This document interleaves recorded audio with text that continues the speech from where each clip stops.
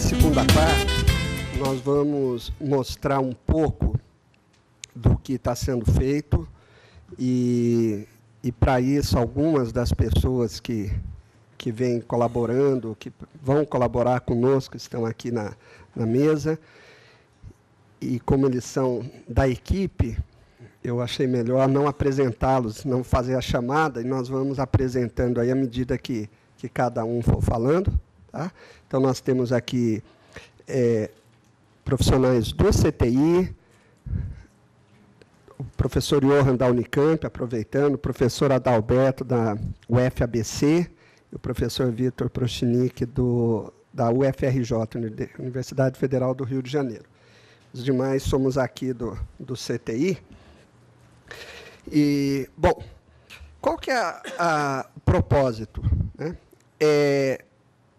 Mostrar o que nós estamos fazendo, para depois também ficar um pouquinho mais claro o nosso objetivo, o que nós estamos propondo, lembrando aquilo que eu falei, que trata-se de um problema de grande complexidade, que requer a integração de muitos esforços, obviamente, que vão muito, mas muito além da capacidade dessa equipe, né, e de outras equipes que estão aqui presentes, e que o nosso maior foco, então, da nossa equipe, é a abordagem dentro da empresa. A gente se coloca como um braço para trazer essas políticas, estratégias e as tecnologias governamentais para o nível da empresa. É algo que eu, particularmente, gosto muito de trabalhar com o setor produtivo, conhecer a realidade nas suas múltiplas especificidades. Eu me lembro que o modelo japonês de gestão, por exemplo, inclui a auditoria do presidente no chão de fábrica. Essa possibilidade de irmos no operador, aquela pessoa que recebe o componente, aquele que monta o componente, do nível organizacional mais baixo, e sentir a realidade de todas essas discussões, todas essas questões que nós estamos colocando aqui. Tá? Então, esse é um trabalho que eu, pessoalmente, gosto muito, e a gente vai mostrar um pouquinho da nossa abordagem, de como nós estamos conduzindo. Né? Começando, então, falar da estratégia empresarial. Como eu disse, agora o foco, nós vamos sair de uma visão de país e vamos agora para o nível da firma, o nível da organização. Né? Então, só comentando que as organizações, as empresas, são sistemas de altíssima complexidade também, no sentido de que existem variáveis multidimensionais com as quais a empresa tem que lidar. Né? Nessa figura, a gente mostra os vários stakeholders, incluídos aí os diversos segmentos da sociedade, as várias áreas da empresa, os vários aspectos com os quais a empresa tem que lidar no seu dia a dia. E a sabedoria popular ensina que a capacidade de uma corrente ela é proporcional à do seu elo mais fraco. Né? Daí a necessidade de uma visão mais holística, sistêmica, para procurar, então, um alinhamento de todas essas múltiplas demandas e desafios.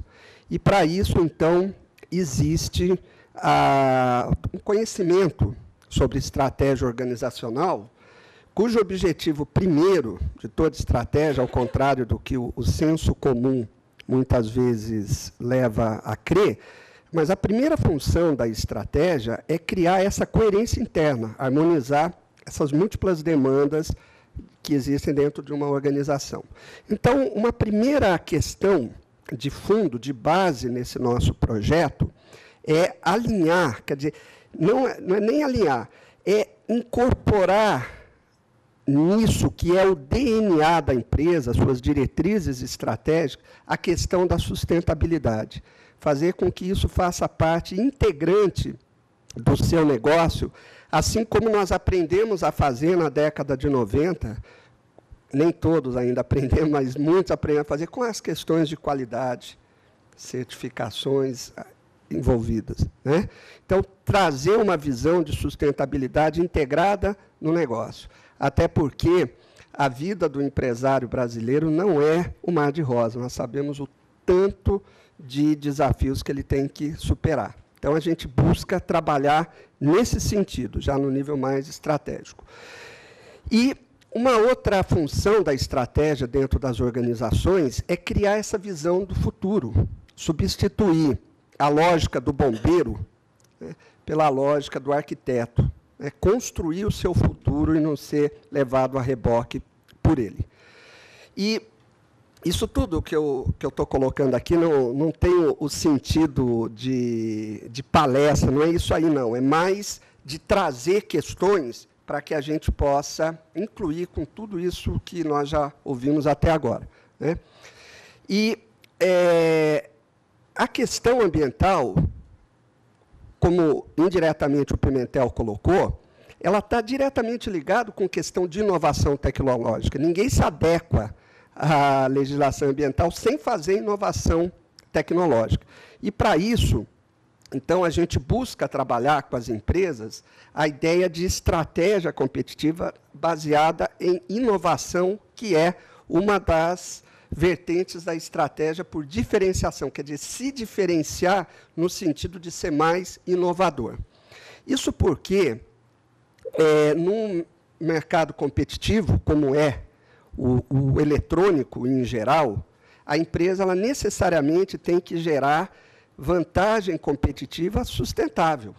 E a inovação é um dos meios para sustentar essas vantagens competitivas. Então, a gente busca trazer essa visão para as empresas, né? Lembrando que inovação é bem mais do que simplesmente mudança em produto. Ela inclui processos, até sistemas de gestão. Tá? E, bom, isso tudo para trazer para o mercado produtos que agreguem valor que seja percebido pelo seu cliente, que é uma percepção de custo-benefício. Aí, então, toda essa movimentação que a sociedade está fazendo em direção à questão da importância do meio ambiente, ela, no fundo, é um grande aliado dessa luta das empresas se adequarem. Porque esse conceito de valor no mundo empresarial é valor percebido. Então, o cliente ele tem que perceber o valor, por exemplo, de um produto ter ou não ter uma substância perigosa, né? E a empresa saber trabalhar esses aspectos. Bom, aí, na concepção do projeto, então, essa questão ela vem como um fundamento. Ou seja, trabalhar a inovação a inovação ambiental como um fator competitivo. Esse é o fundamento. Agora, um parêntese. O setor de equipamentos eletromédicos, ele é um setor complexo, porque, na verdade, ele é a fusão de duas indústrias, é a indústria eletrônica mais a indústria de saúde, que resulta, então, no equipamento eletromédico. E, muito embora nós olhemos como um único setor, em termos da indústria em si, da sua operacionalização, são setores muito diferentes. Por exemplo, nós temos empresa piloto que fabrica mesa cirúrgica. Tem empresa que fabrica bisturi, outro que faz diagnóstico oftalmológico. São equipamentos assim, muito diferentes em termos de tecnologia, dos seus componentes, etc. E das suas demandas, dos seus competidores, né? Por exemplo, a mesa cirúrgica ela sofre muito pouca concorrência externa. Já a maioria dos outros equipamentos sofre uma concorrência muito grande. Então, muito embora a gente trate como um setor, ele tem todas essas diferenças.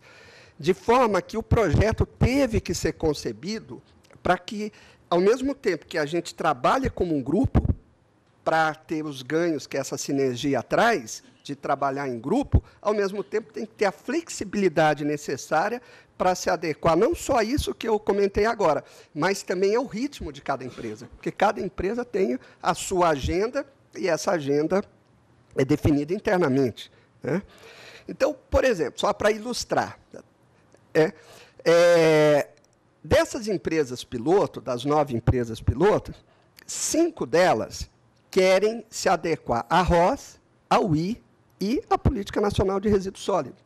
Agora, tem uma empresa que, para ela, só interessa a ROS. Pergunto por quê. É uma decisão dela, né? Tem uma que é o contrário. Ela só está interessada na gestão dos resíduos, né? E 2 empresas, por diferentes razões, estão em hold. Quer dizer, fez todas aquelas etapas iniciais que eu mencionei e elas estão, assim, como é que fala? Deixando como é que está para ver como é que fica, né? Inclusive porque, como foi dito, os prazos estão sendo mudados. Bom, e como a nossa abordagem dentro do projeto, ela transcende a questão da simples adequação do produto, e a gente busca, na verdade, trabalhar a competitividade, a sustentabilidade como um todo, então, nós definimos de tirar uma fotografia ampla da empresa, através da metodologia Benchmark, que eu citei rapidamente. No início, então, foram nos meses de maio e junho do ano passado. E essa é uma metodologia interessante.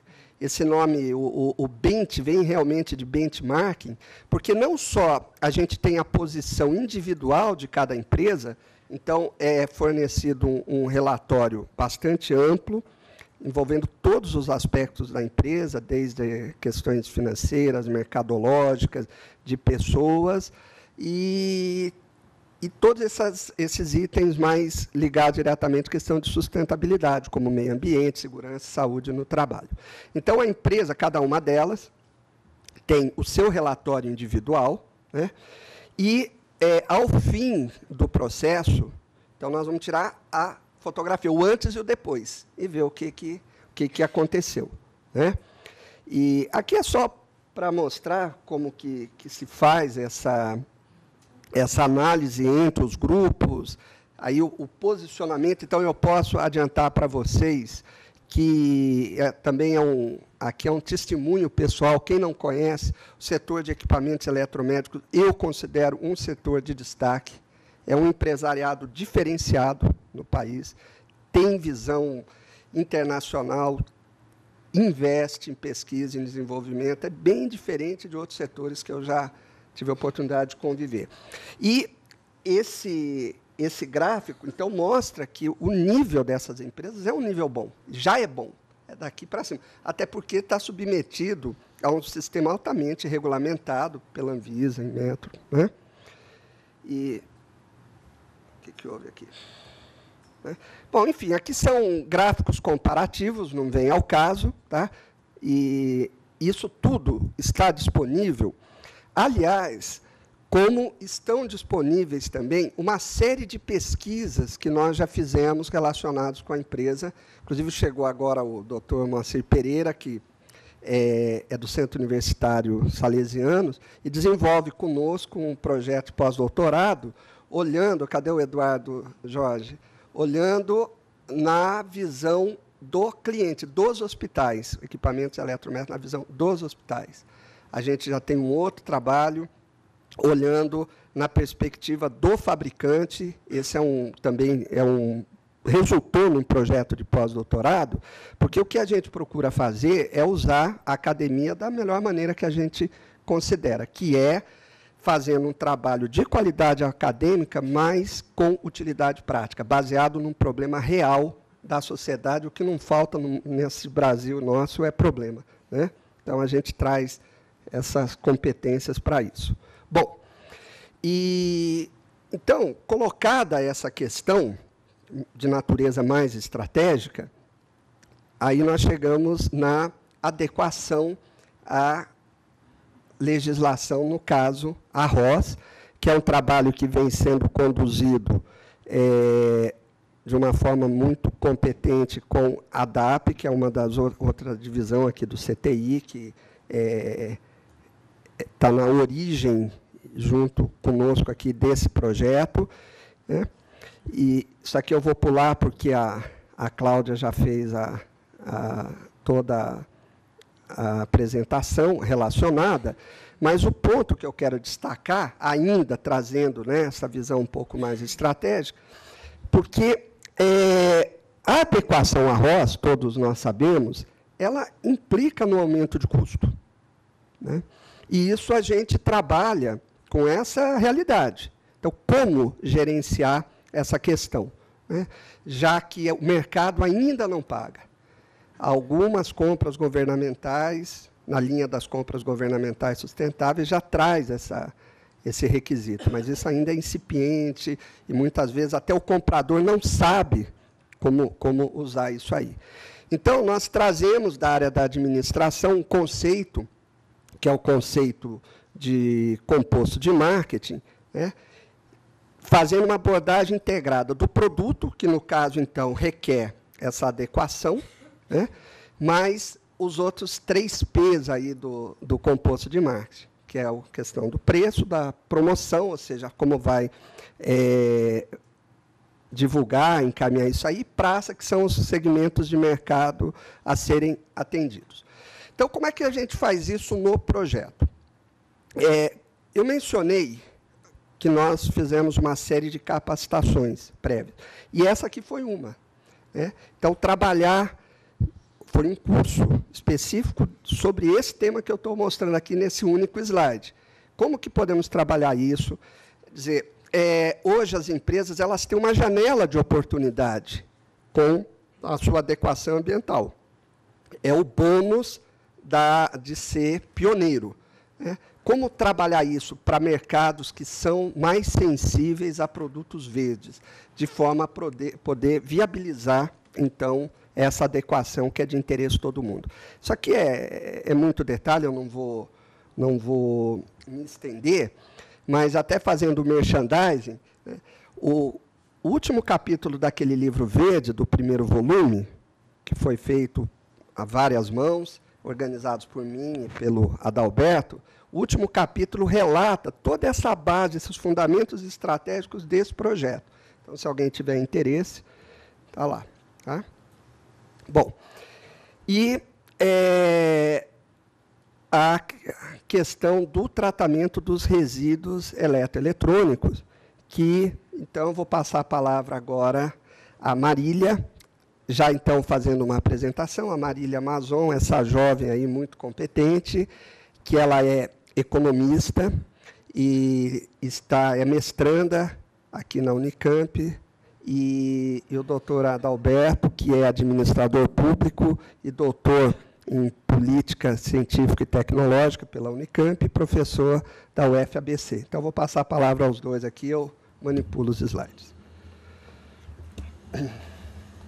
Bom, eu vou começar a apresentação e eu espero que, no decorrer dela, o Adalberto vá me ajudando aqui. Então, Marco, por favor. Umas motivações para a gente estudar mais perto os resíduos eletroeletrônicos, a gestão dos resíduos eletroeletrônicos. É o que já foi dito antes, que são os impactos ambientais, o alto índice de periculosidade desses resíduos e os dados que nós temos aqui no Brasil, são dados gerados pela FIAN em 2010, 680 mil toneladas anos de resíduos eletroeletrônicos.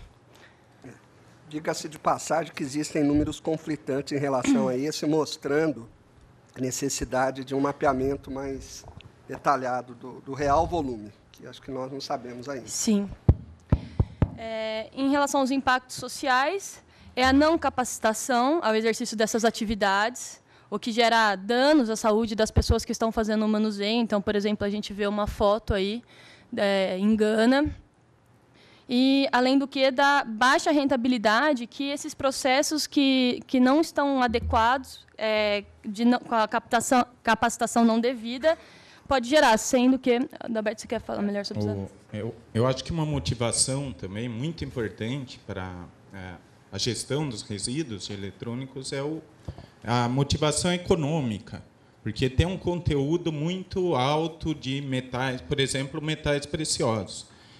Tem uma estatística que diz que 12% de todo o ouro produzido por ano no mundo vai para produtos eletrônicos. Então, você tem verdadeiras minas a céu aberto, minas urbanas nas cidades, se você tem a tecnologia para extrair, né, esses metais preciosos.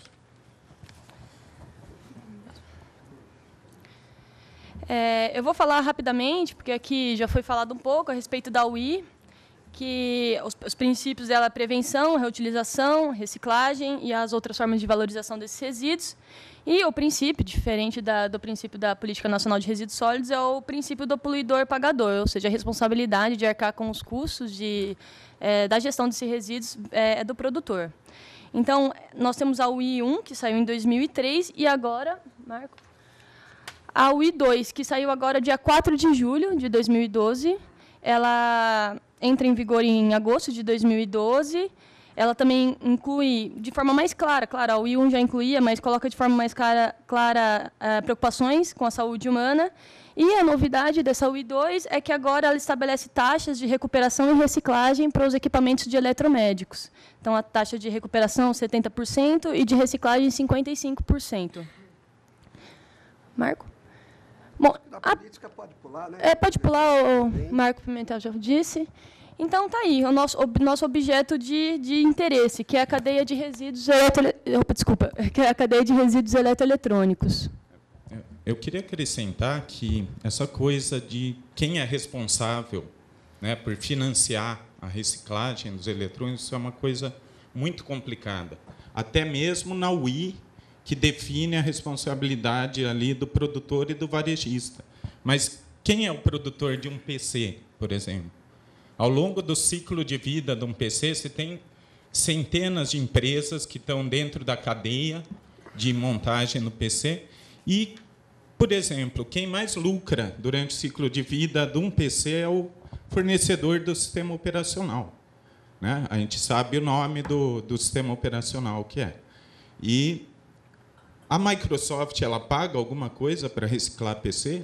Ela não paga. Então, é uma coisa muito complicada, a atribuição de responsabilidades. Pode ir em frente. Por favor. Então, aí, dentro da cadeia, nós temos os nossos gaps, né? A apresentação o problema em cada parte da cadeia. Então, a gente começa primeiro pela importação de resíduos eletroeletrônicos e de produtos eletroeletrônicos no final do seu ciclo de vida. O segundo problema é o despejo de resíduos eletroeletrônicos como lixo normal, junto ao lixo doméstico. O outro problema é o trabalhador sob condições de alta periculosidade. Recursos secundários não são recuperados totalmente e a contaminação do meio ambiente. Eu acho que tem também aí um problema que é o fato da gente não ter tecnologia para processar, por exemplo, placa de circuito impresso. A gente não tem uma unidade de processo para fazer isso. É um caso de se estudar se é viável ou não ter uma coisa dessa no Brasil. Tem 6 plantas de larga escala de processos pirometalúrgicos que conseguem extrair ouro, platina, numa taxa alta. Só que são plantas de $1 bilhão. Então, o que a gente faz no Brasil? A gente desmonta e manda para a Bélgica, manda para o Japão, Canadá. Então, é o caso de vale a pena. E quem poderia ser um investidor, né, numa planta dessas, uma Vale do Rio Doce, talvez? Um dado, o Grupo Votorantim, acho que há uns 4 anos atrás, ele fez uma análise de viabilidade econômica e não se mostrou viável. Na minha maneira de ver, é exatamente porque não existe ainda um sistema de logística reversa. Acho. Porque se é viável no Japão, na Bélgica, é para ser viável aqui. Fala, André. O Brasil não tem escala. Então, exatamente. Nós teríamos que unificar a América Latina todinha numa única planta para viabilizar 72% da atividade total dela. Exatamente, é uma questão de escala. E a América Latina todinha para conseguir a capacidade E é aquela coisa do transformar limão em limonada, né?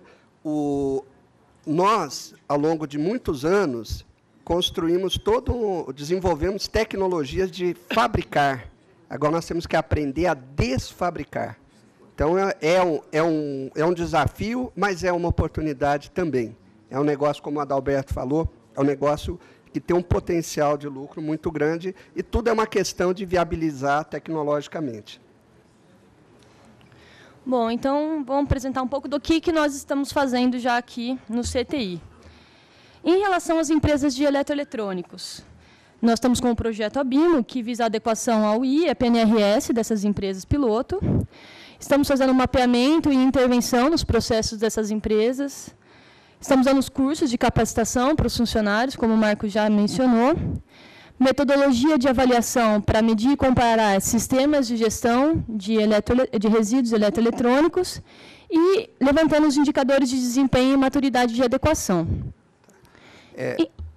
Só um comentário. Quando a Marília falou CTI, ela está se referindo mais ao nosso grupo, que é a DAP, que é coordenada pelo Marcos Pimentel, tem um amplo trabalho também que está sendo feito e que não foi colocado aqui. Tá? Em relação às instituições públicas, nós fizemos já um projeto que foi submetido à Prefeitura de Osasco. Junto com a DAP, projeto conjunto. O Adalberto participou da e-Waste Academy, junto ao programa STEP, que é um grupo de estudos da ONU, que foi lá em Gana, agora no mês de junho. Nós estamos trabalhando bem de perto, entrando bem em contato com a metodologia do programa STEP da ONU para mapeamento de resíduos eletroeletrônicos nos municípios, não só em municípios, mas nos estados mesmo. Estamos trabalhando também no mapa dos gaps tecnológicos da cadeia de resíduos eletroeletrônicos, desenvolvendo projetos voltados à capacitação profissional e estudos de valorização econômica de processos e tecnologias relacionados. E tudo isso com um enfoque que a gente fala, que inclusive é um dos artigos que nós vamos apresentar na Indonésia agora, a abordagem hélice-tríplice, que é justamente a interação próxima entre governo, academia e empresas. Lembrando que esses artigos estão disponíveis para download no site do Gaia.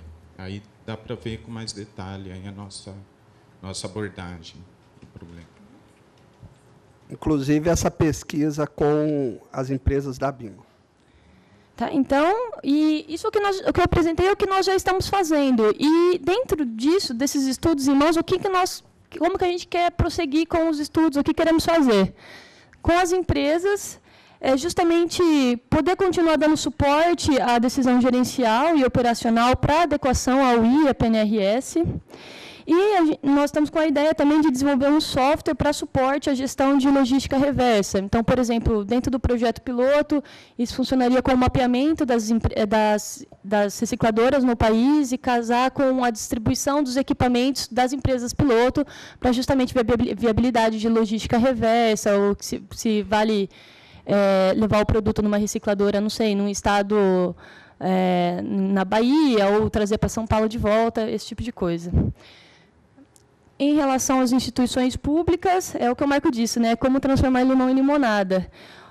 Nós queremos fazer um mapeamento de resíduos eletroeletrônicos no município ou no estado, isso usando a metodologia da STEP, da ONU, e implementar junto às prefeituras e unidades recicladoras de resíduos eletrônicos um plano de ação que envolva questões ambientais, tecnológicas, de inclusão digital, que esse é um enfoque importante também, e, claro, de empreendedorismo social. E aqui são algumas participações nossas. Então, tem o Adalberto, lá em Gana.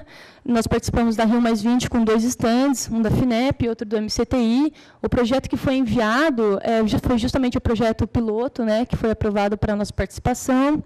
Aí tem nossos livros, publicações, que, como já disse, estão disponíveis. Nós temos outras coordenações também, por exemplo, o Marco coordenou a rede ITSQC. Temos pesquisadores aqui, no caso a Rubeck, então, que está encabeçando isso daí, a coordenação A7 do Nomitec, que é de transferência de tecnologia. Aí temos o projeto junto à ABIMO, e temos as manhãs de inovação, que ocorrem todas as quarta, pelo menos uma vez por mês, que é justamente visar a disseminação do conhecimento das pesquisas que nós desenvolvemos aqui e trazer ao público justamente para a discussão. É isso. Mais alguma coisa? Ótimo. Bom, como nós estamos falando, é um problema que tem múltiplos aspectos, e, com certeza, em praticamente todos eles, a abordagem da cadeia de suprimento, as cadeias de valor envolvido, é uma questão fundamental, né? Como foi dito, né, esse PC ele é o resultado da integração da atividade de uma série de empresas, serviços envolvidos, né? De modo que, fazendo uma visão, apresentando uma visão bastante simplificada, né, dessa cadeia, então, o que a gente tem aí é o que nós podemos chamar hoje de cadeias produtivas de ciclo fechado. Nós até comentamos aqui se a gente deveria trazer hoje aqui para a oficina esse conceito, trabalhar um pouquinho mais esse conceito, e a gente achou melhor não, porque já tem assunto suficiente, mas só um bit de informação. Essa questão dos dois lados da moeda, né? O ônus e o bônus, o custo e o benefício. Essa mudança, que é uma tendência mundial da responsabilização pelo resíduo do produto no final da vida útil, ela tem um impacto nos negócios diretamente, uma vez que, na decisão agora que essa empresa, né, a empresa tem que tomar, por exemplo, para decidir se usa o plástico tipo A ou o plástico tipo B, se ela faz uma conexão com parafuso, engate rápido, etc. Então, porque a evolução é assim, né? Além de tudo que a empresa se preocupava até hoje, ela também deve se preocupar com a questão do resíduo no final da vida útil do produto, né? Isso está trazendo uma mudança nos modelos de negócio. Então, essa é uma questão ambiental que está impactando os modelos de negócio, levando a uma tendência que alguns chamam de desmaterialização do produto. E que espero, como habitante desse planeta tão massacrado, que isso leve, a médio e longo prazo, a uma mudança que é a base hoje dos modelos industriais da obsolescência programada. Quer dizer, imagina-se que, ao longo do tempo, cada vez mais vai ficar caro para a empresa cuidar disso aí os governos sabem bem trabalhar isso, né? Fazer impostos para a empresa, e que isso, então, mude o negócio como um todo. Tá? Essa é uma abordagem com a qual a gente trabalha, e temos também alguma coisa já feita nesse sentido. Mas, voltando aqui ao tema mais importante aqui para o nosso evento, que é, então, a mobilização dos fornecedores. Desde a primeira oficina, ficou claro, aliás, como já estava claro antes, né, a necessidade da gente envolver outros setores industriais, trabalhar em conjunto dentro daquela ideia de que o ótimo global é diferente da soma dos ótimos locais, o que significa que olhar a cadeia como um todo é melhor para todo mundo, né? E hoje aqui, felizmente, hoje aqui nessa oficina, nós temos a participação de representantes não só de empresas fabricantes de plásticos, de outras componentes, cabos, como de suas associações que irão fazer parte da mesa na parte da tarde. Tá? Então, a ideia é que um setor de alta complexidade, como esse aqui, precisa de uma dinamização integrada. E aí, trazendo uma questão mais do país, a necessidade, né, de adensar tecnologicamente essas cadeias, traduzindo em miúdos, que as nossas tecnologias, os produtos de maior valor agregado, sejam efetivamente produzidos no país. E isso implica numa série de ações, inclusive aproximação com a academia. que também faz parte das nossas atenções, razão pela qual, por exemplo, a gente procura integrar com o Namitec, que tem um foco em microeletrônica e componentes. Então, essa aí é uma figura ilustrativa mostrando então, que todos esses setores eles se interpenetram, se relacionam. A questão é trabalhar isso de uma forma competente para que o país como um todo saia ganhando. Tá? Então, isso também faz parte. Em algumas empresas que já estão mais adiantadas no processo, nós já estamos trabalhando com os fornecedores, né? E aí, como vocês devem saber, a gente encontra de tudo. Desde algumas empresas, principalmente montadoras de placa de circuito impresso, que já até estão adequadas, têm processos adequados, até empresas que nunca ouviu falar isso aí. Isso é um trabalho que a Letícia, a Adileia, vem fazendo com bastante competência. Tá? E, então, explorando, né, essas sinergias, essas inter-relações, a gente tem um foco que não é exatamente dentro desse projeto, mas está totalmente relacionado, que é trabalhar as tecnologias da microeletrônica, tecnologias principalmente de microeletrônica, de componentes em geral, como uma chamada tecnologia verde, ou seja, uma tecnologia que viabiliza a adequação ambiental. Tá? Principalmente circuito integrado, o uso de circuito integrado. Então, nós já fizemos algumas reuniões com as empresas piloto e, por exemplo, a Design House aqui do CTI. Tá? Porque, quando, por exemplo, para quem não conhece, né, todo equipamento eletrônico, a maioria deles, tem dentro placa de circuito impresso, né, com os componentes discretos. A ideia é integrar, para isso a microeletrônica tem um conjunto de tecnologias bastante complexas, que inclusive são tecnologias de importância estratégica para o país, inclusive para a redução de o Ricardo Martins, que conhece muito bem o problema. Você vai fazer parte da mesa à tarde, Ricardo? Por favor, lembre de trazer essa questão, tá? Que é um desequilíbrio muito grande na balança de pagamento do país, porque a gente importa muito componente eletrônico, tá? Que foi colocado de forma muito superficial pelo Eduardo Jorge, de certa forma o Adalberto colocou, né? Porque assim, o que é o produto nacional? O que é feito realmente aqui? Né? E, então, a gente trabalha para viabilizar, porque essa deve ser a palavra de ordem, tornar viável. Como tornar essas coisas viáveis. E aí o segmento do eletromédico tem um problema sério para esse aspecto, que é falta de escala. Porque o que viabiliza a integração de uma placa de circuito impresso é, basicamente, escala de produção. Tendo escala de produção, isso aí automaticamente se viabiliza. Então, é um desafio que nós temos, inclusive a Rúbia, ela trabalha, a gente está estudando políticas de incentivo, né, ver como é possível, usando, por exemplo, tecnologia de multiusuário, então, no mesmo chip, mais de uma aplicação, para poder viabilizar economicamente. O Gabriel vai falar daqui a pouquinho também, nós temos uma metodologia para avaliar impactos técnicos e econômicos. Por quê? Então, mostrando agora aqui o slide.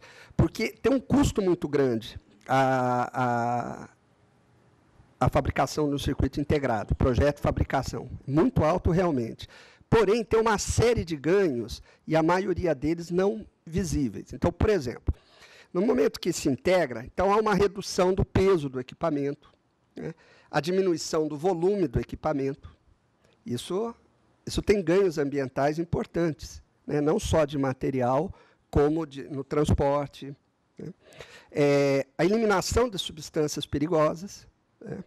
Aumento da reciclabilidade dos produtos, ganho na robustez dos processos produtivos, uma série, não está colocado aí, mas uma série de ganhos logísticos, porque a empresa ela tinha que trabalhar, por exemplo, com 30 componentes, integrou aquilo, então, agora é um componente só. Então, são 30 processos de compra a menos, 30 processos de montagem a menos, 30 isso a menos. Então, uma série de ganhos, né? E a própria aumento da confiabilidade dos produtos e a diminuição no consumo. Então, quer dizer, tem que fazer um estudo, não só, porque o custo é fácil, é aritmético, essa é a questão, né? Fazer conta é fácil, a questão é levantar todos os aspectos envolvidos. Então, a gente trabalha também, é uma linha, como eu falei, que o Gabriel, engenheiro de produção, está fazendo junto comigo, para avaliar tudo isso aí. Não é diretamente ligado com o projeto, mas tem relação. Então, em função disso, tudo, é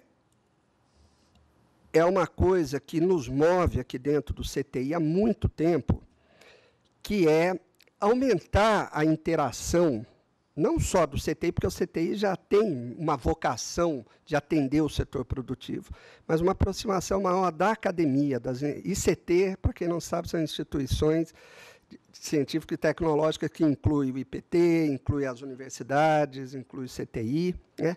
Essa aproximação com o setor produtivo, que é algo tão bom, não é fácil, mas é algo muito bom para todos, inclusive para a própria academia e principalmente para a sociedade, né? Então, esse é um trabalho, por exemplo, que nós temos dentro do INCT na MTEC, nós somos responsáveis por isso, e nós temos aí agora uma parceria de peso com a Universidade Federal do Rio de Janeiro, tem uma professora de lá, do Instituto de Economia, que está fazendo pós-doutorado com a minha supervisão, em parceria com a supervisão do professor Vitor Prochnik. Muitos de vocês devem conhecer. Passar a palavra a ele, então, lançando aqui uma proposta de uma ação que converge aqui para as nossas necessidades. Bom, bom dia, muito obrigado pelo convite, muito satisfeito em participar, né? Eu sou militante nessa área de indústria eletrônica e software há muitos anos. Na década de 70, por exemplo, eu era programador e analista de sistemas, antes que me chamem, sei lá, programava em Algol, e por aí vai, né? Aí depois eu fiz o mestrado lá em economia industrial e fui para essa parte de economia, mas sempre interessado e gostando, né? Assim, como participação nesse grupo de trabalho, né, que o Marco está tocando, eu tinha sugerido fazer uma pesquisa sobre a interação entre os centros de tecnologia e universidades com a indústria de equipamentos médicos. Essa pesquisa ela teria 3 objetivos e 3 produtos bem claramente distintos entre si. O primeiro objetivo é o de mostrar essa interação, como é que ela funciona, quais são os problemas e quais são as questões. E o produto seria o de fazer um guia para os empresários e também para os professores sobre como é que funciona, onde ir, o que fazer, como fazer. A diferença desse guia para os guias que se encontram por aí é que os guias que você encontra por aí, eles são listas de nomes, telefones, se são coisas de banco, é taxas de juros, aqui você consegue isso, na FINEP consegue aquilo, e o nosso guia, a gente pretenderia fazer um guia vivo, um guia que trouxesse experiências, que mostrasse o caminho das pedras, o que a pessoa pode conseguir, o que vai, quais são as melhores estratégias, quais são as alternativas, a quem perguntar, quem é que teve essa experiência, fazer algo bem diferente. E, ao mesmo tempo, cuidar para que não fique muito grande, né? Fica uma coisa simples. Um acréscimo, eu lembrei, Vitor, o que você está falando é algo bem mais abrangente, mas o Rocha coordenou o trabalho que gerou uma publicação, não é, Rocha? Falando, mas era especificamente sobre fomento, né? Instituições de fomento, que tipo de... guias de fomento, tá? O que o Vitor está falando é algo mais abrangente, mas inclui isso também. Tem muito interesse em conhecer e a gente partir daí, né? Colaborar e tudo. Bom, a segunda objetivo seria avaliar as possibilidades de aprimoramento desta relação. Então, no caso, a gente ia ver o que deu certo, o que deu errado, o que outros países fazem, essas coisas todas, e botar isso também no papel de uma forma organizada, com as historinhas, e isso seria bom para o processo de planejamento, tanto dos institutos de pesquisa e das universidades, como das empresas. Olha o que a empresa X está fazendo, olha o que a outra universidade está fazendo. Essa coisa de, né, em inglês seeing is believing, né? Então, com isso, a gente pretende ajudar também. O terceiro objetivo é um terceiro de longo prazo. E esse é interessantezinho, assim, tem um aspecto interessante. Porque o que acontece é o seguinte, os institutos de pesquisa, eles foram organizações muito importantes, cruciais, quando diversos países, e tem até experiência no Brasil, deram saltos tecnológicos. Aqui estamos falando de longo prazo. Então, por exemplo, no Brasil, a Embrapa foi crucial para a agricultura do Cerrado. Então, houve ali um plano, houve ali grande envolvimento de mão de obra científica, houve muitos recursos aportados, houve longo prazo, houve empresas interessadas, há toda uma história. Internacionalmente, existem várias histórias. Em Taiwan, existe o Instituto ITRI, que foi... Pode passar para o outro slide, por favor?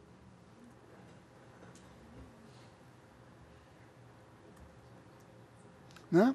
Em Taiwan, teve o Instituto ITRI, que foi o responsável pela introdução e difusão da eletrônica. A primeira empresa de semicondutores, ela foi uma empresa que saiu do ITRI. Né? E hoje em dia, Taiwan é o maior, o segundo maior, o terceiro maior produtor de semicondutores. Então, a questão aí, no âmbito da nossa pesquisa, seria muito mais modesta, seria a de verificar quais são os saltos que a indústria eletrônica, em geral, e a indústria de equipamentos médicos, se interessaria por dar com a ajuda de um grupo de institutos, um grupo de universidades, né? E fazer sugestões para que isso viesse a acontecer no longo prazo. Né? Um outro exemplo interessante é o da Petrobras. A Petrobras tem as redes temáticas e as redes regionais, que são uma união entre mais de 100 universidades e institutos de pesquisa no Brasil. E se você vai ler lá na internet, o objetivo da Petrobras é se tornar a empresa de maior conteúdo tecnológico, de maior capacitação para a exploração do petróleo no pré-sal. Então, isso só nesse ano, ela colocou, através do fundo dos royalties, 800 milhões de reais nesse projeto. E isso vai crescer a cada ano. Então, por que não? Talvez não seja esse o caso, mas a gente tem que ver. Mas há saltos tecnológicos grandes que podem ser dados por projetos maiores e mais integrados. Então, esses grandes projetos poderiam levar à produção de componentes eletrônicos no Brasil, ou à competitividade industrial e o aumento das exportações, e aí casa bem com o nosso projeto aqui, ou a articulação de centros de tecnologia e universidades para a articulação de grandes projetos. Então, essa que seria a ideia. Três objetivos, 3 produtos, um de curto prazo, um de médio prazo e um mais de longo prazo. Muito obrigado. Isso. E aí, certamente, pode ser incluído a questão de tecnologias para reciclagem de equipamentos eletroeletrônicos, que é uma coisa, o Pimentel, ele vem trabalhando com isso, buscando, inclusive, aproximação com o setor produtivo, e nós temos aqui também, hoje, a representante da Associação Brasileira das Empresas Recicladoras. Então, são momentos, oportunidades boas, né, de a gente dar um passo à frente aí nesse sentido. Eu até acrescentaria aí a perspectiva dos grandes eventos que vão ocorrer no Brasil, né, vão demandar muitos produtos e serviços, né, de eletrônica.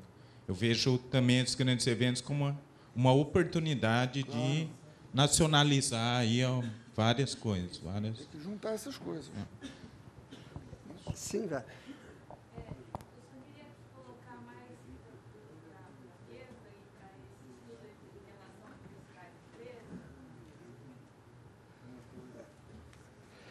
Abrir essa exceção para a Vera, tá? Depois a gente continua.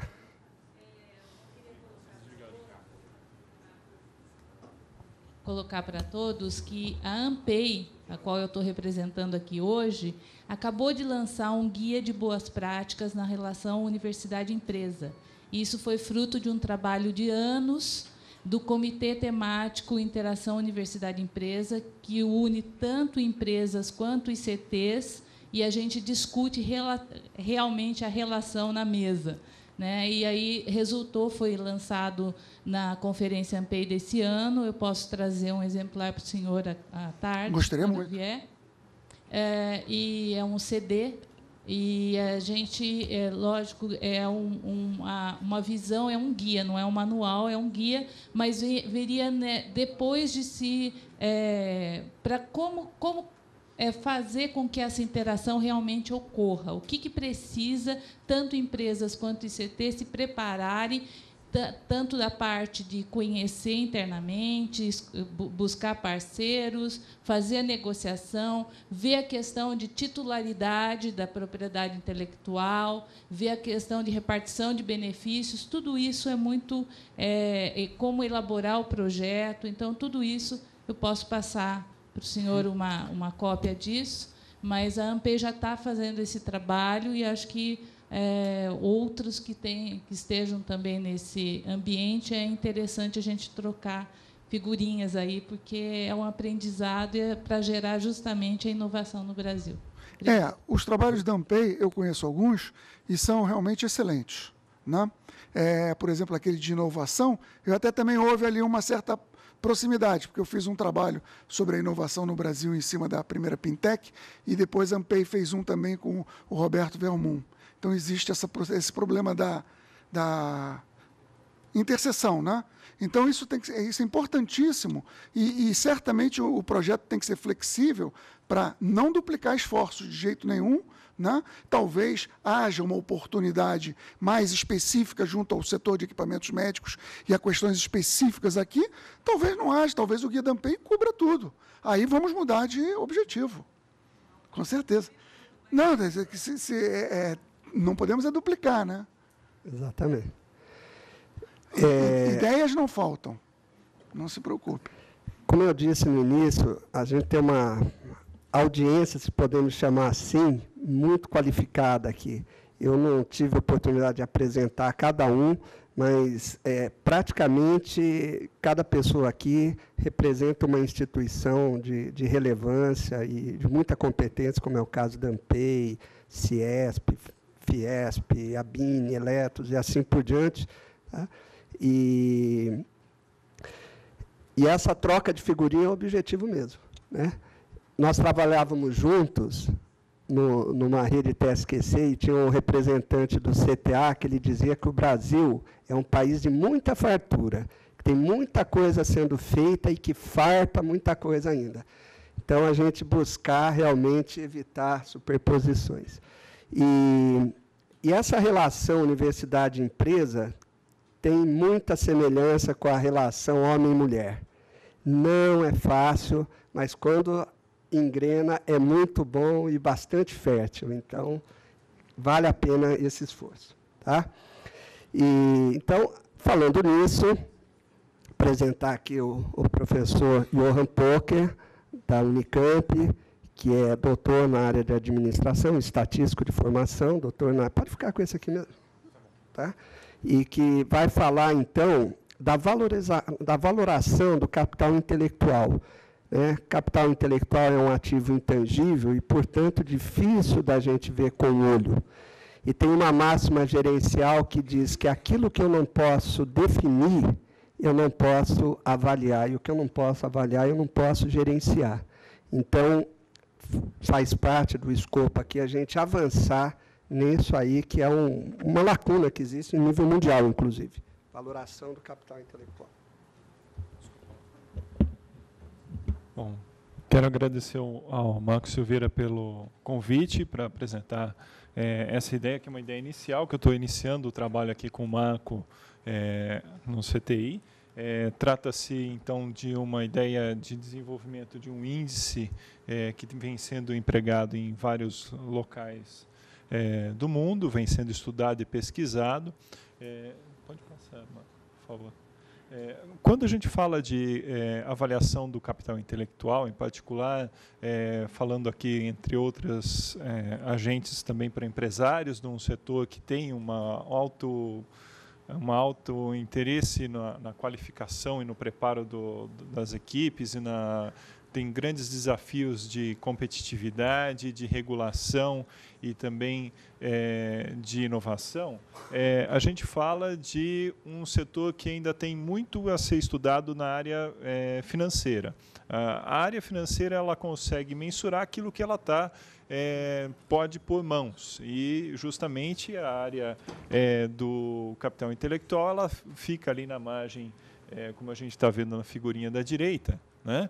Ela fica como que a parte submersa de um iceberg dentro da medição financeira, né? Então, o pessoal de finanças, em particular, os pesquisadores dessa área, têm tido grande interesse em desenvolver metodologias para, se a gente não for capaz de, pelo menos, quantificar de maneira precisa, ter, pelo menos, indicadores de qual é a potencialidade desse capital intelectual em se tornar valor nos anos seguintes à constituição dessa equipe ou desse recurso estratégico. Ainda não, Marco. Ali no lado esquerdo, eu peguei uma figura aqui do Market Intelligence Center de Taiwan, que mostra a diferença entre o valor de mercado e o valor contábil das empresas no mundo. Tá? Então, dá para perceber uma diferença significativa e crescente entre o valor contábil e o valor de mercado das empresas. O que é isso? Em termos financeiros, a gente chama isso do goodwill, né? É o valor que os investidores acreditam que a empresa tem, que está acima daquilo que foi formalmente quantificado em termos de valor contábil. Este valor do goodwill, ele faz parte do que é composto, então, do capital intelectual. O capital intelectual ele gera essa confiança do mercado, da capacidade da empresa entregar mais do que ela apresenta em termos dos seus números contábeis, em termos da sua formalidade contábil. Tá? Por favor, Marco. Então, por esses outros motivos, várias críticas têm sido feitas e vários questionamentos têm sido levantados na área financeira. Por exemplo, Nakamura aponta o seguinte, que a apuração de valor representa um desafio hoje para a área contábil pela dificuldade de quantificar esses intangíveis, né? O Baruch Levy, em 2001, afirmava o seguinte: nenhum recurso criado e controlado pela firma poderia gerar benefícios econômicos específicos no futuro e, ao mesmo tempo, ser avaliado em bases confiáveis em custo. Ou seja, usar a metodologia de custos vai ajudar você a verificar aquilo que é tangível. A metodologia de custos não permite hoje abarcar toda a visão do capital intelectual. No Brasil, por exemplo, o Eudícibus, o Eliseu Martins, o Glebic, em um artigo de 2007, aponta o seguinte, que o uso do fluxo de caixa projetado ele é hoje a forma viável para se avaliar os intangíveis, porque a partir do momento em que você desenha projetos, aí esses projetos são passíveis de ser quantificados financeiramente e trazidos a valor presente.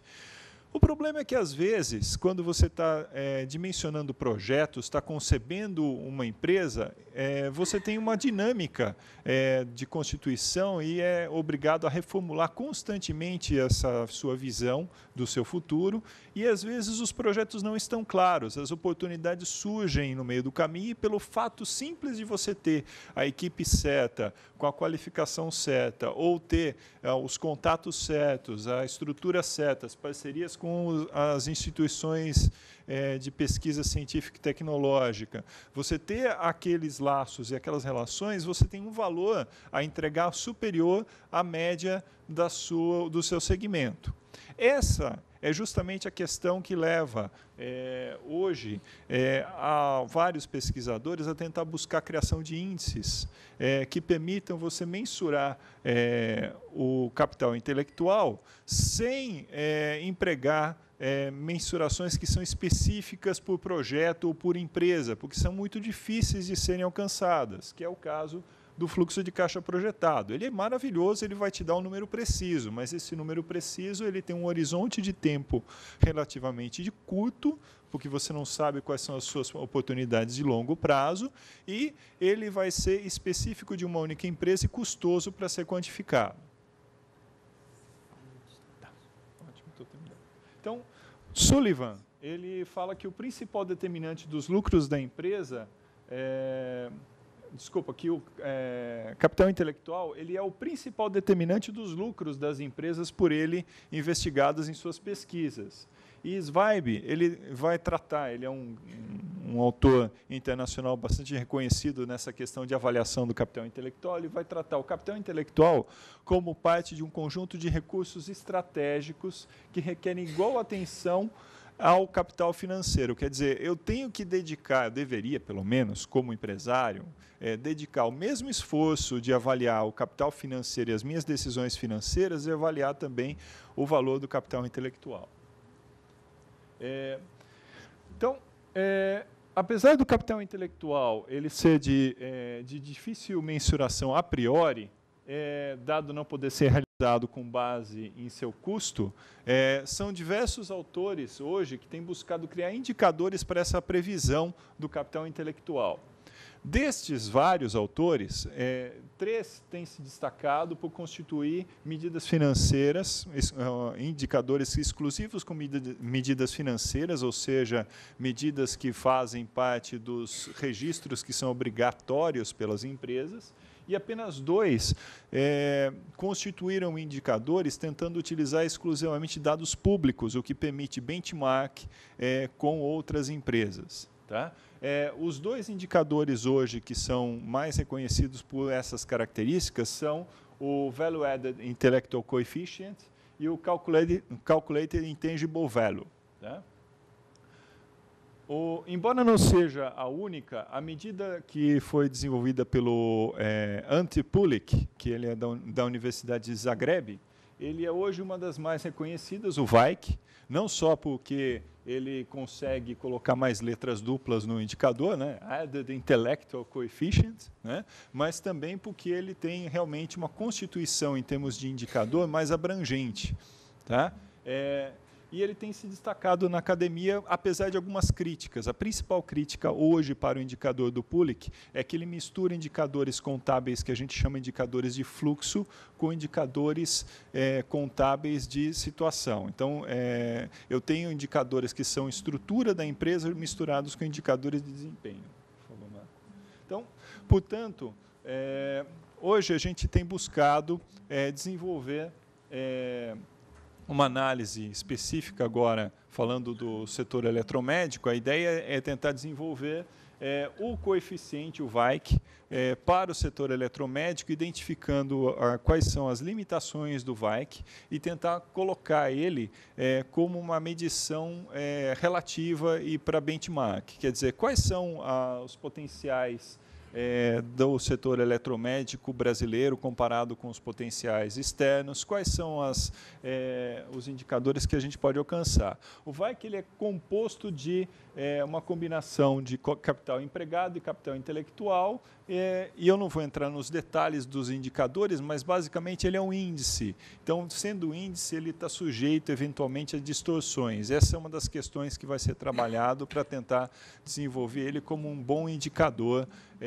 de coeficiente de capital intelectual e um bom previsor do desempenho futuro de empresas que tenham com uma característica como a que tem o setor eletromédico, quer dizer, alta competitividade, grande regulação e uma obrigação de inovar para sobreviver.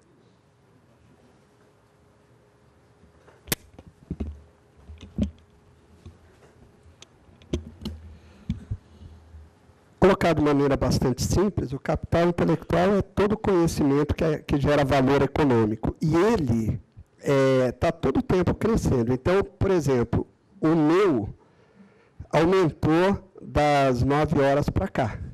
Né? Então, e a empresa, isso acontece.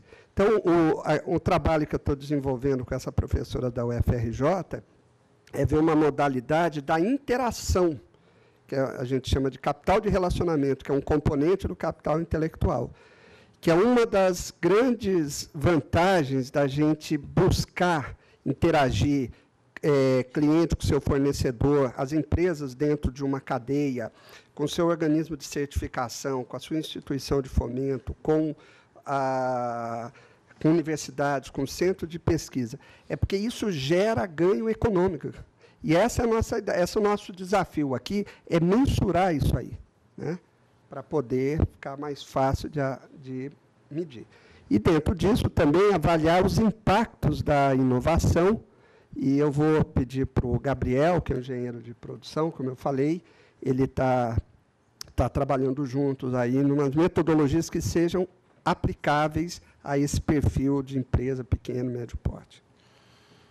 Bom dia a todos. Para abrir o debate aqui a respeito da importância da inovação, eu trouxe esse slide aí para discutir um pouco da justificativa. Por que uma empresa deve procurar inovação e trabalhar em seu planejamento estratégico de curto, médio e longo prazo, os investimentos em pesquisa e desenvolvimento que resultem em inovações, que resultem em agregação de valor ao produto e que resultem, então, a entrega de um produto reconhecidamente de valor por parte do mercado. Então, como parte das nossas pesquisas nesse projeto, nós desenvolvemos um método para avaliar os impactos da inovação, avaliar os impactos desses investimentos por parte das empresas. Então, o que me orientou para desenvolver esse método foi justamente uma comparação entre os custos que a empresa tem em seu estado atual, as receitas que ela tem em seu estado atual com a venda dos seus produtos, com a tecnologia que é empregada nesses produtos em circulação no mercado, e uma projeção de resultados futuros. A diferença em termos de custos, a diferença em termos do valor agregado, do valor percebido, da mensagem que é entregue aos clientes e a projeção de receitas. Então, eu elaborei essa planilha distribuindo os custos, classificando os custos como os custos dos processos e também distribuindo esses custos na composição da mão de obra, do material empregado, de insumos, da energia elétrica, dos equipamentos que são empregados ali naquela produção, naquela linha, naquela atividade, dos transportes, tanto internos à empresa, desde o recebimento até a parte de expedição, como a distribuição e a compra, e as esperas que eventualmente um processo desse pode gerar por um planejamento que tenha previsto a necessidade de uma folga para atender uma variação da demanda inesperada, ou a geração de um estoque para que se compensem sazonalidades de uma demanda. Não cabe aqui discutir se a indústria de equipamentos eletromédicos é afetada significativamente ou não por sazonalidades, mas acho que é um aspecto que deve ser considerado nessa medição. Passando então em seguida para o custo do produto, nesse estado atual, ali vocês vão perceber que eu coloquei como os produtos atualmente são feitos com placas de circuito impresso, e depois, na comparação com o estado futuro, eu já considero a adoção de tecnologia de microeletrônica. Também os custos com desperdícios, classificados ali segundo o sistema Toyota de produção. Todas são 7 classes de desperdício. E custos gerais de manutenção da atividade empresarial, do aluguel de uma instalação, da compra de instalações, impostos e outros tipos de custos. Então,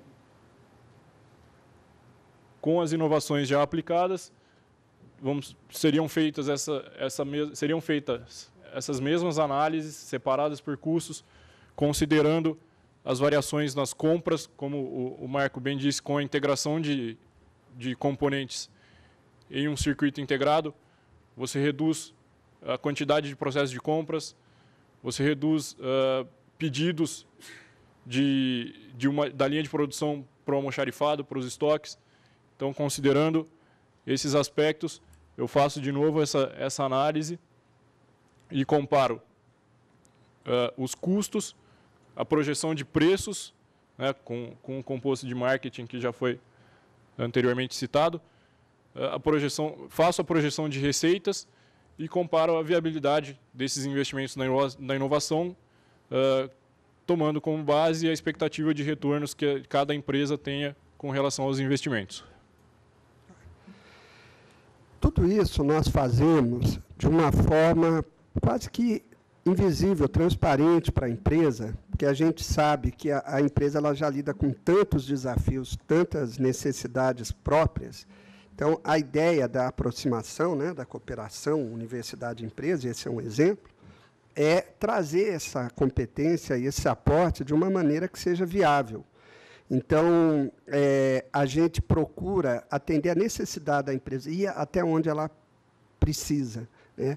Mas fica como opcional de tudo isso, todas essas metodologias que podem, então, ser utilizadas para a empresa para qualquer coisa que ela queira, e, desse modo, a gente tem um ganho de capital intelectual, um upgrade aí nos seus sistemas gerenciais, que compõem, sistema de gestão é um dos principais itens do capital intelectual, é o sistema de gestão, está dentro do item capital estrutural. Bom, e deixamos, por último, o elemento humano, que, na minha maneira de ver, como visão, né, pessoal, deve ser o centro de tudo. Tudo deve girar em torno da melhoria da vida, da melhoria do ser humano, que, inclusive, porque eu sou um também, né? E essa questão toda, a gente traz conceitos, capital intelectual, inovação, etc., mas isso, na sua consubstanciação, na sua realidade do dia a dia, né, tudo isso está diretamente ligado às pessoas, o capital humano. Conhecimento só existe na mente humana, transferência de tecnologia não se dá sem o ser humano, geração de conhecimento não se dá sem o ser humano. Então, muitas vezes, a gente se esquece, se abstrai desse que é o elemento central de tudo, né? Todos os processos ligados a capital intelectual têm, de forma direta e indireta, a presença do ser humano. E, como eu falei, até por questões de convicção pessoal, eu vejo assim como no centro, que deve estar, pelo menos, no centro de tudo. E essa figura, ela, de certa forma, ela busca refletir essa importância, né? Saindo, então, da direita para a esquerda, é um objetivo legítimo da empresa buscar níveis de competitividade crescente, o seu desenvolvimento sustentável, né? E isso pode se dar, como nós estamos falando, através da inovação. O que é a inovação? É o resultado da aplicação de novos conhecimentos. Esse é o conceito essencial de inovação. Então, atrelada a toda inovação, existe uma aprendizagem. Então, aí realmente existe uma relação de causa e efeito. A gente só inova depois de aprender. A inovação, ela é o resultado da aprendizagem. Isso no sentido da gente ter o elemento humano como o elemento central, né? Então, o Johan falou agora há pouco dessa afirmação de que o capital intelectual, ele é, hoje, dentro da nova economia, o principal fator de geração de vantagens competitivas sustentáveis, né? Porque o mercado é extremamente dinâmico. Schumpeter, já desde 1930, já dizia isso. Então, não se trata de inovar, não se trata de inovar uma vez, mas de manter esse processo no seu fluxo contínuo. Então, também, sem procurar onerar as empresas, sem procurar fazer muito proselitismo, ficar fazendo muito discurso, mas a gente tem o desenvolvimento das competências de todos como a nossa principal preocupação. Tanto que, quando a gente fez o treinamento, como eu mencionei, a gente sempre buscou envolver pessoas das diferentes áreas de empresa, e agora que a gente está indo nas empresas, isso vai se acelerar cada vez mais. E com isso, trazendo também a ideia, porque a ideia da sustentabilidade, ela tem uma relação direta com o conceito de bem comum, com o conceito de todos que estão envolvidos. No fundo, é isso também, né?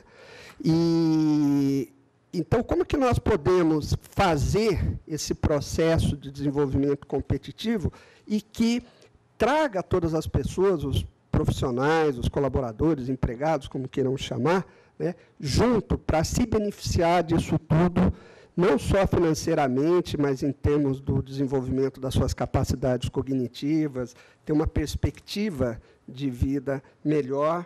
E a gente traduz isso também pela questão da melhoria da saúde, saúde física e mental. Eu não vou entrar em detalhes aqui, mas a gente vive hoje uma epidemia de doenças mentais, de transtornos mentais, uma epidemia. Na Grande São Paulo, 30% dos habitantes, 30%, 3 em cada 10, tem algum tipo de transtorno mental. É uma pesquisa séria realizada agora em fevereiro. E as pessoas somos eu, você, o seu funcionário, o seu chefe, o seu fornecedor, o seu cliente, somos nós, né? O mundo organizacional, ele tem uma importância muito grande na nossa vida, porque as pessoas passam a maior parte do tempo no trabalho, se relacionando com as pessoas de lá. Então, como é que é essa qualidade das relações, né? Então, a gente tem um foco bastante forte, mas não dentro do projeto, mas relacionado, como eu falei, inclusive com a participação dos amigos aqui da Fundacentro. Eu estou cada vez mais me integrando com esforços que estão tendo a nível nacional, Ministério da Saúde, da Previdência, do Trabalho, e criando, então, essa integração, né, dos mundos industrial com o mundo da saúde, tudo mais. E isso traz ganhos relevantes para todos, né, como essa figura procura sintetizar, né, porque tudo se relaciona com tudo, mesmo que a gente não perceba. Então, a qualidade de vida daquele funcionário, com certeza, vai impactar no nível de competitividade daquela empresa, que, com certeza, vai impactar no nível de competitividade do setor e, portanto, com a vida de todos nós. Então, a gente aproveita essas relações para explorar isso da maneira positiva, tá? E, com isso, a gente está encerrando a parte da manhã. Eu estava aqui pensando, né, a quantidade de informações que foram trazidas, e eu não sei se eu peço desculpa ou o quê, mas foi uma maneira que a gente encontrou para mobilizar as discussões que vêm na parte da tarde, e nós teremos, então, um intervalo de 1 hora. Existe um restaurante aqui dentro do CTI, e ele fica aqui, vocês vão ser orientados. É um restaurante Aquilo. Eu recomendo até, se possível, de vocês almoçarem aqui. Eu não tenho participação no lucro do restaurante, não, mas é uma questão de tempo, viu? Eduardo, por favor, pode falar. O microfone lá.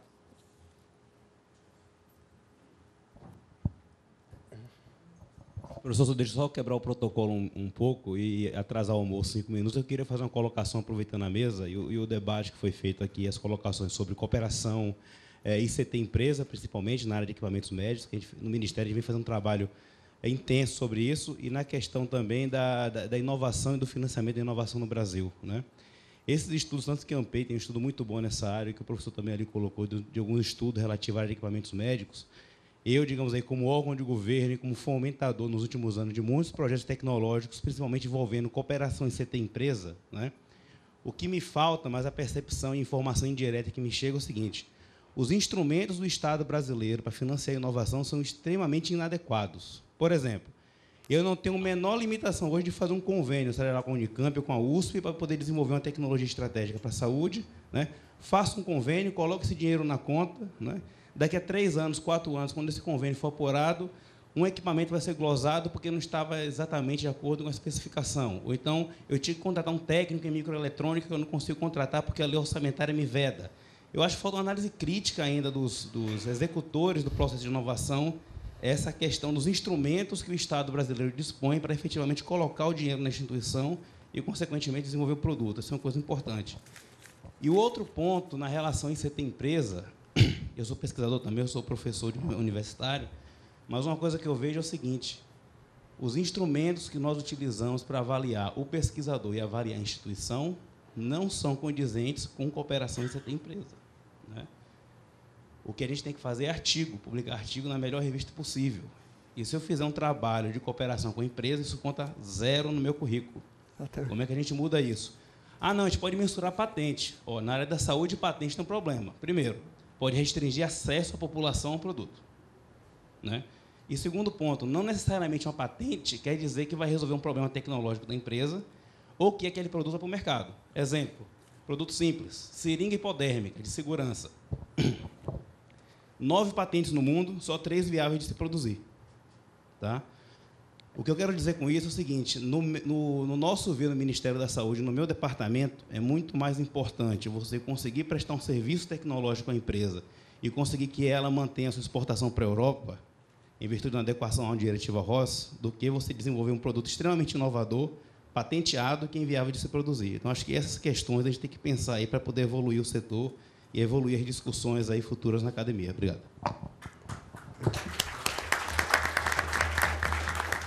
São pontos sérios, realmente. Felizmente, alguma coisa está começando a mudar, né, Eduardo? O CNPq agora já começa a contar algumas interações, enfim. Mas isso ainda é muito pequeno, temos que caminhar muito. Fala, André. André Saraiva. Eu queria fazer só uma colocação. Assim, a grandiosidade do que se discute aqui hoje de manhã, e com certeza na parte da tarde vai acrescentar muito mais ainda, é de extrema relevância para o país e para o futuro das empresas.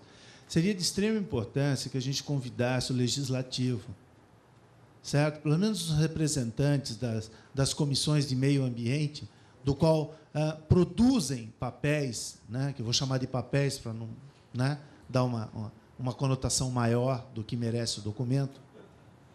Porque, recentemente, na questão da saúde, que não é nem a minha praia, hein, o deputado, acho que foi o Roberto Dinamite, fez uma lei para o Rio de Janeiro onde ele proibia a reutilização de alguns materiais ou da aplicação de algumas substâncias em alguns materiais. Isso colocava o estado de fabricação de bolsa de sangue do país em xeque.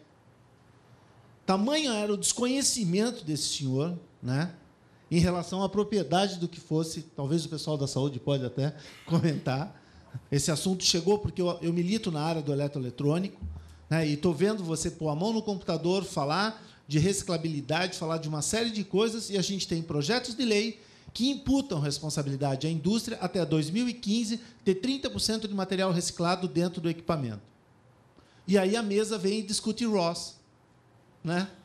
Então, ou a ROSS se apresenta para o deputado, né, ou o deputado se apresenta para a ROSS. Eles não se conhecem. Então, eu acho que cabe uma casa como o CTI convidar o parlamento, se assim posso chamar, né, pessoas que legislam em nosso nome no país, né, a participarem de tamanha discussão como essa, com um fundamento legal, técnico e científico para o país. Obrigado. Fica uma sugestão boa aí.